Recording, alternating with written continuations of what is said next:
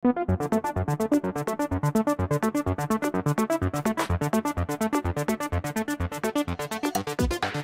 Asus ROG telah pun melancarkan gaming smartphone terbaru diorang, iaitu Asus ROG Phone 6 dan juga Asus ROG Phone 6 Pro.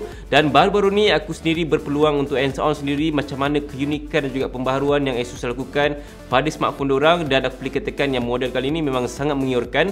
Dari segi specs tu memang Asus ROG bagi kau-kau punya tak pergi charge, banyak gila specs dengan numbers yang besar-besar, dan ini mungkin akan menjadi sebuah gaming smartphone yang perfect buat korang semua yang memang peminat gaming smartphone, lagi-lagi Asus ROG Phone.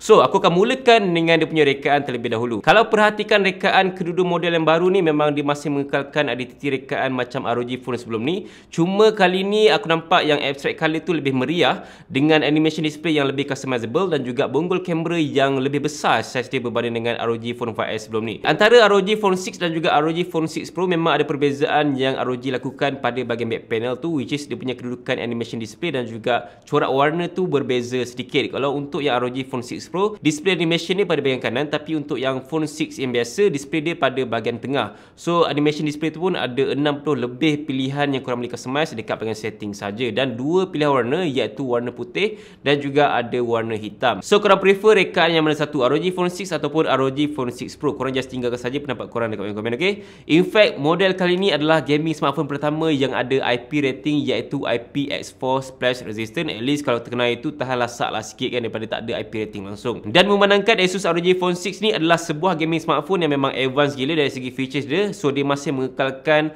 port jenis USB-C pada bahagian tepi dan juga ada satu lagi port dekat bahagian bawah. So, korang boleh charge dalam dua bahagian, tepi ataupun pada bahagian bawah. In fact, dia juga ada air trigger dengan dua ultrasonic button yang ada 9 pilihan gesture untuk gaming yang lebih advance.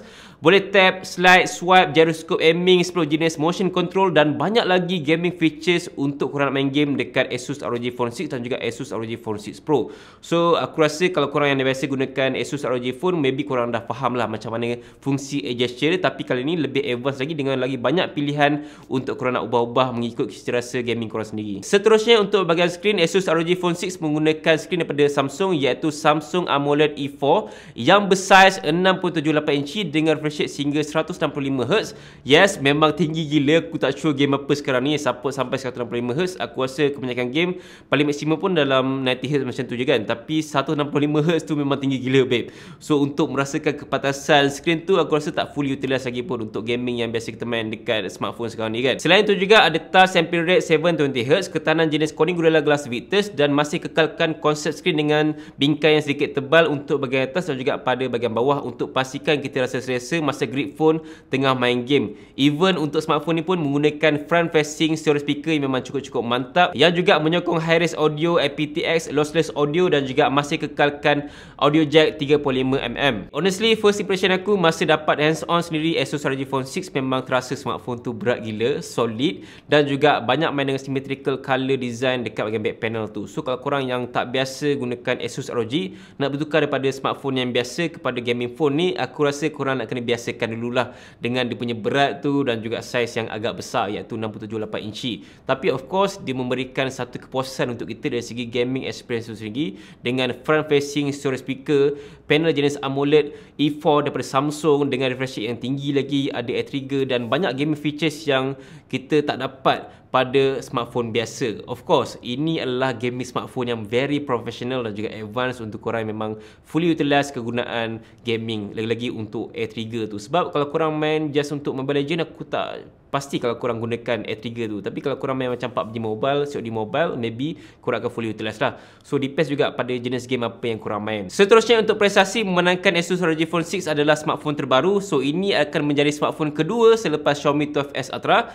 yang menggunakan chip Qualcomm Snapdragon 8 Plus Gen 1 yang terbaru dengan pilihan memori sehingga 18GB of RAM LPDDR5 dan juga storage sehingga 512GB UFS 3.1. So, numbers on specs yang ada pada Asus ROG Phone 6 punya prestasi pun memang memberikan memberikan satu kepuasan jugalah untuk korang semua yang memang nak gunakan smartphone untuk tujuan gaming. Dari segi skor benchmark, memang Snapdragon 8 Plus Gen 1 antara top tier sekarang ni berbanding dengan Snapdragon 8 Gen 1 yang biasa ataupun chip yang lain. So that's why aku boleh expect yang performance untuk Asus ROG Phone 6 memang akan memberikan prestasi yang cukup mantap untuk tujuan gaming dan sebagainya. Cuma dari segi overheat adalah perkara yang tak dapat dijangka lagi, memandangkan aku tak test lagi betul-betul smartphone tu untuk heavy gaming. Dan cakap pasal overheat, sebelum ni memang ada isu sikit lah dekat Asus ROG Phone yang sebelumnya, iaitu kepanasan yang agak melampau. Dan aku difahamkan yang kali ni memang ROG upgrade lagi thermal cooling system untuk kurangkan kepanasan. Kali ni ROG letakkan chip dekat bahagian tengah untuk cooling thermal yang lebih efisien. ROG juga dah asingkan kedudukan bateri 6000 mAh kepada dua bahagian, iaitu atas 3000 dan juga bawah 3000 mAh,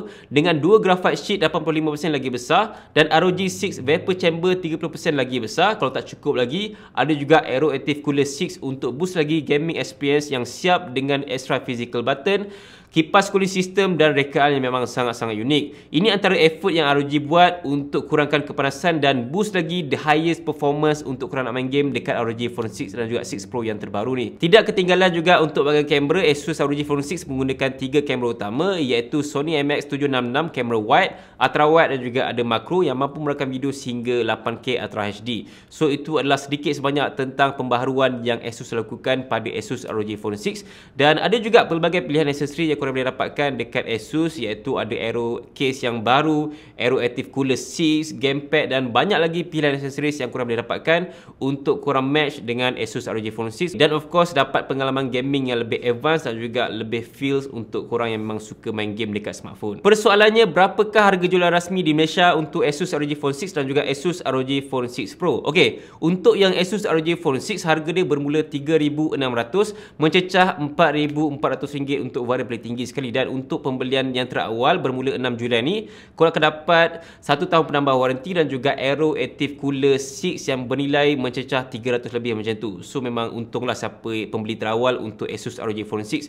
Manakala untuk Asus ROG Phone 6 Pro, varian 18GB RAM dan juga 512GB storage adalah RM4,999 guys, iaitu RM5,000 lah kan. So memang agak tinggi juga untuk harga varian paling tinggi sekali untuk versi Pro tu. So depends juga korang minat yang mana satu, tapi kalau aku rasa cukup dah kot untuk yang ROG 6 yang biasa. Tapi kalau korang nak lebih advance lagi dan juga rekaan dia lebih berbeza sedikit, maybe korang boleh consider untuk dapatkan yang versi Pro lah. Of course, itu adalah harga rasmi di Malaysia. Untuk dapatkan aksesori lain lagi, aku akan senaraikan harga dia dekat bahagian display screen untuk video ni. So guys, aku rasa itu saja sedikit sebanyak tentang Asus ROG Phone 6 yang baru saja dilancarkan. Dan antara model biasa dan juga model Pro, mana satu yang korang akan beli? Just tinggalkan saja pendapat korang dekat bahagian komen. Dan terima kasih kerana menonton video ni sampai habis. Berjumpa lagi. Assalamualaikum. Bye.